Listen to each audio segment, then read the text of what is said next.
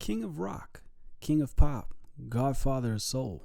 With titles like these, it would seem only refreshing to find an artist with enough confidence yet appropriate humbleness to proclaim himself the prince of the city. The artist I'll be talking about and displaying a development plan for is North Carolina's own Will Wildfire.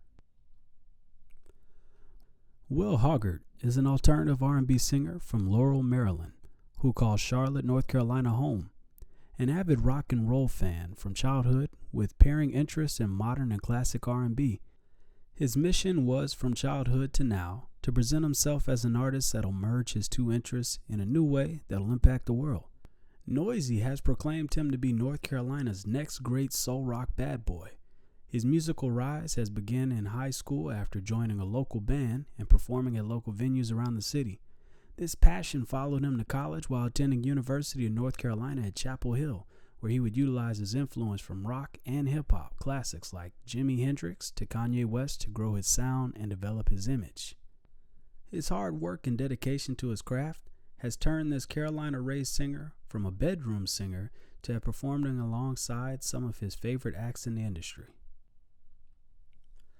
Imagine the effects of an actual wildfire in nature. It comes from a voracious force and burns everything in its path into a crisp, leaving behind shades of black, brown, and dark warm colors. Produced by this fire, we experience smoke and haze. If you were to see the fire in the distance on a warm summer night, you'd see a mere glow and ambient light, as if symbolizing, though the city sleeps, there's something wild and dangerous just up ahead that's keeping the area awake and moving. This directly correlates to the image of this artist. Distressed jeans, faded shirt with burn holes as if his body carries embers of heat from his music. The rock-influenced patchy clothing and vagabond style as if he is on the move from a trail of heat that he's leaving.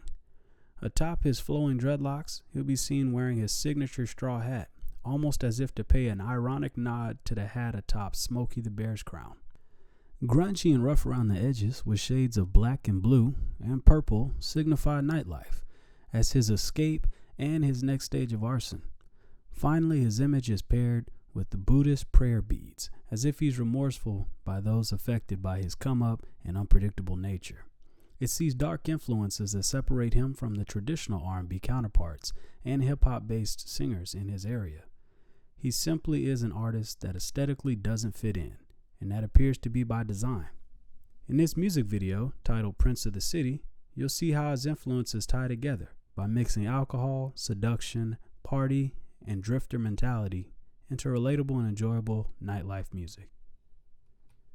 Prince of the city, I've been working crazy. Mama said she got nowhere to go. Papa left the building, but they play him on the radio. I guess he's still around when the Rolling Stones in town. And these women say they loving me, but I ain't really down. I told them miss me with that bull matador. He say, oh, later, dad, Christmas on the way. And they still asking, do I sing or rap? But where the fuck my present at? She got that gift that keeps on giving. I won't give it back, girl, I won't give it back, baby.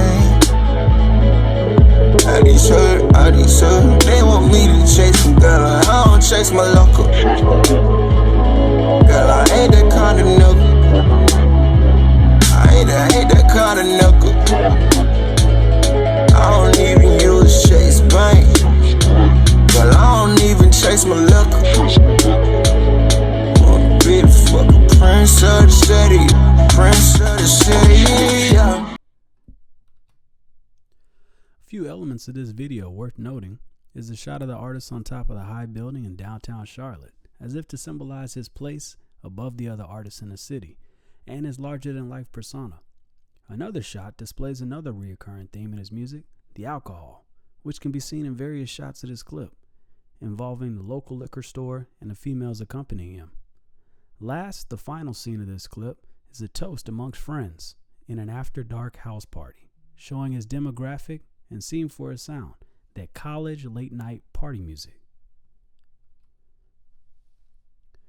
Based on a few elements presented in the artist's brand, I've developed 2 new articles of merchandise that'll be sold on willwildfire.com, as well as his upcoming concerts.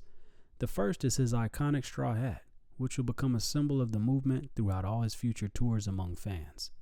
The hat will be sold as an icon that'll allow fans to feel a part of the tribe and will create a wall of Carolina straw hats all across the country. This will be made available at a cost of $25 a piece, bringing in a profit of $20 a piece after buying in bulk. Also playing on the name Wildfire and the most famous wildfighting bear, Smokey, a Smokey-inspired die-cut sticker with the name Wildfire across his hat will be sold at $10 a piece, bringing in a $6 profit per sticker, which will aid in the additional funds for the artist. Our one-year touring strategy will consist of 10 locations in the Southeast region that will be performed at seasonally. Beginning in the local Carolina region, starting in his hometown of Charlotte, North Carolina, performing at the Rabbit Hole, followed by the Poorhouse Music Hall in Raleigh, then the Ramcat in Winston-Salem, then headed south towards the border for both Music Farm venue locations in both Columbia and Charleston, South Carolina. He'll then hit southern music pubs such as Atlanta, Georgia, and Savannah, Georgia, followed by Nashville, Tennessee, Jacksonville, and Miami, Florida. These locations have been selected due to their large college communities, which is also a substantial part of this artist's fan base, and all locations host a sizable ethnic mix of people, tapping into a larger minority ethnic group that is his following.